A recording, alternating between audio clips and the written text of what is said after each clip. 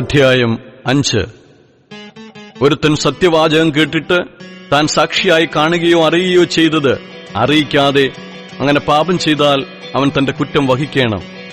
ശുദ്ധിയില്ലാത്ത കാട്ടുമൃഗത്തിന്റെ പിണമോ, ശുദ്ധിയില്ലാത്ത നാട്ടുമൃഗത്തിന്റെ പിണമോ, ശുദ്ധിയില്ലാത്ത ഇഴജാതിയുടെ പിണമോ, ഇങ്ങനെ വല്ല അശുദ്ധ വസ്തുവും ഒരുത്തൻ തൊടുകയും അതവന് മറവായിരിക്കുകയും ചെയ്താൽ അവൻ അശുദ്ധനും കുറ്റക്കാരനുമാകുന്നു. അല്ലെങ്കിൽ യാതൊരു അശുദ്ധിയാലെങ്കിലും അശുദ്ധനായ ഒരു മനുഷ്യന്റെ അശുദ്ധിയെ ഒരുത്തൻ തൊടുകയും അതവന് മറവായിരിക്കുകയും ചെയ്താൽ അതറിയുമ്പോൾ അവൻ കുറ്റക്കാരനാകും. അല്ലെങ്കിൽ മനുഷ്യൻ നിർവിചാരമായി സത്യം ചെയ്യുന്നതുപോലെ ദോഷം ചെയ്യുവാനോ ഗുണം ചെയ്യുവാനോ ഒരുത്തൻ തന്റെ അധരങ്ങൾ കൊണ്ട് നിർവിചാരമായി സത്യം ചെയ്യുകയും അതവനെ മറവായിരിക്കുകയും ചെയ്താൽ അവനതറിയുമ്പോൾ അങ്ങനെയുള്ള കാര്യത്തിൽ അവൻ കുറ്റക്കാരനാകും. ആ വക കാര്യത്തിൽ അവൻ കുറ്റക്കാരനാകുമ്പോൾ താൻ പാപം ചെയ്തു എന്ന് അവൻ ഏറ്റുപറയണം. താൻ ചെയ്ത പാപനിമിത്തം അവൻ യഹോവയ്ക്ക് അകൃത്യയാഗമായി ചെമ്മരിയാട്ടിൻകുട്ടിയോ കോലാട്ടിൻകുട്ടിയോ ആയ ഒരു പെണ്ണാടിനെ പാപയാഗമായി കൊണ്ടുവരേണം. പുരോഹിതൻ അവനുവേണ്ടി അവന്റെ പാപനിമിത്തം പ്രായശ്ചിത്തം കഴിക്കണം. ആട്ടിൻകുട്ടിക്ക് അവന് വകയില്ലെങ്കിൽ താൻ ചെയ്ത പാപനിമിത്തം അവൻ 2 കുറുപ്രാവിനെയോ 2 പ്രാവിൻ കുഞ്ഞിനെയോ ഒന്നിനെ പാപയാഗമായും മറ്റേതിനെ ഹോമയാഗമായും യഹോവയ്ക്ക് കൊണ്ടുവരേണം. അവൻ അവയെ പുരോഹിതന്റെ അടുക്കൽ കൊണ്ടുവരേണം. അവൻ പാപയാഗത്തിനുള്ളതിനെ മുമ്പേ അർപ്പിച്ച് അതിന്റെ തല കഴുത്തിൽ നിന്ന് പിരിച്ചു പറിക്കണം. എന്നാൽ 2 പിളർക്കരുത്. അവൻ പാപയാഗത്തിന്റെ രക്തം കുറെ യാഗപീഠത്തിന്റെ പാർശ്വത്തിൽ തളിക്കണം. ശേഷം രക്തം യാഗപീഠത്തിന്റെ ചുവട്ടിൽ പിഴിഞ്ഞുകളയണം. ഇത് പാപയാഗം. 2 അവൻ നിയമപ്രകാരം ഹോമയാഗമായി അർപ്പിക്കണം. ഇങ്ങനെ പുരോഹിതൻ അവൻ ചെയ്ത പാപനിമിത്തം അവനുവേണ്ടി പ്രായശ്ചിത്തം കഴിക്കണം. എന്നാൽ അത് അവനോട് ക്ഷമിക്കും.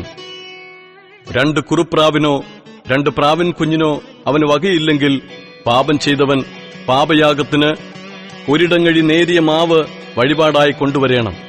അത് പാപയാഗമാകൊണ്ട് അതിന്മേൽ എണ്ണയൊഴിക്കരുത്. കുന്തുരുക്കം ഇടുകയും അരുത്. അവനത് പുരോഹിതന്റെ അടുക്കൽ കൊണ്ടുവരേണം.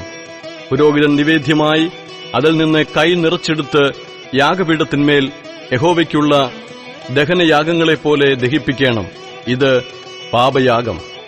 ഇങ്ങനെ പുരോഹിതൻ ആ വക കാര്യത്തിൽ അവൻ ചെയ്ത പാപനിമിത്തം അവനുവേണ്ടി പ്രായശ്ചിത്തം കഴിക്കണം. എന്നാൽ അത് അവനോട് ക്ഷമിക്കും. ശേഷിപ്പുള്ളത് ഭോജനയാഗം പോലെ പുരോഹിതന് ഇരിക്കണം. യഹോവ പിന്നെയും മോശയോട് അരുളിച്ചെയ്തത് എന്തെന്നാൽ, ആരെങ്കിലും യഹോവയുടെ വിശുദ്ധ വസ്തുക്കളെ സംബന്ധിച്ച് അബദ്ധവശാൽ അതിക്രമം ചെയ്ത് പിഴച്ചുവെങ്കിൽ അവൻ തന്റെ അകൃത്യത്തിന് വിശുദ്ധ മന്ദിരത്തിലെ തൂക്കപ്രകാരം നീ മതിക്കുന്ന വിലയ്ക്കുള്ളതായി ഊനമില്ലാത്ത ഒരാട്ടുകൊറ്റനെ അകൃത്യയാഗമായി യഹോവയ്ക്ക് കൊണ്ടുവരേണം. വിശുദ്ധ വസ്തുക്കളെ സംബന്ധിച്ച് താൻ പിഴച്ചതിനു പകരം മുതലും അതിനോട് 5 കൂട്ടിയും അവൻ പുരോഹിതനെ കൊടുക്കണം. പുരോഹിതൻ അകൃത്യയാഗത്തിനുള്ള ആട്ടുകൊറ്റനെ കൊണ്ട് അവനുവേണ്ടി പ്രായശ്ചിത്തം കഴിക്കണം. എന്നാൽ അത് അവനോട് ക്ഷമിക്കും. ചെയ്യരുതെന്ന് യഹോവ കൽപ്പിച്ചിട്ടുള്ള വല്ല കാര്യത്തിലും ആരെങ്കിലും പിഴച്ചിട്ട് അവൻ അറിയാതിരുന്നാലും കുറ്റക്കാരനാകുന്നു. അവൻ തന്റെ കുറ്റം വഹിക്കണം. അവൻ അകൃത്യയാഗത്തിനായി നിന്റെ മതിപ്പ് പോലെ ഊനമില്ലാത്ത ഒരു ആട്ടുകൊറ്റനെ പുരോഹിതന്റെ അടുക്കൽ കൊണ്ടുവരേണം. അവൻ അബദ്ധവശാൽ പിഴച്ചതും അറിയാതിരുന്നതുമായ പിഴയ്ക്കായി പുരോഹിതൻ അവനുവേണ്ടി പ്രായശ്ചിത്തം കഴിക്കണം. എന്നാൽ അത് അവനോട് ക്ഷമിക്കും. ഇത് അകൃത്യയാഗം. അവൻ യഹോവയോട് അകൃത്യം ചെയ്തുവല്ലോ.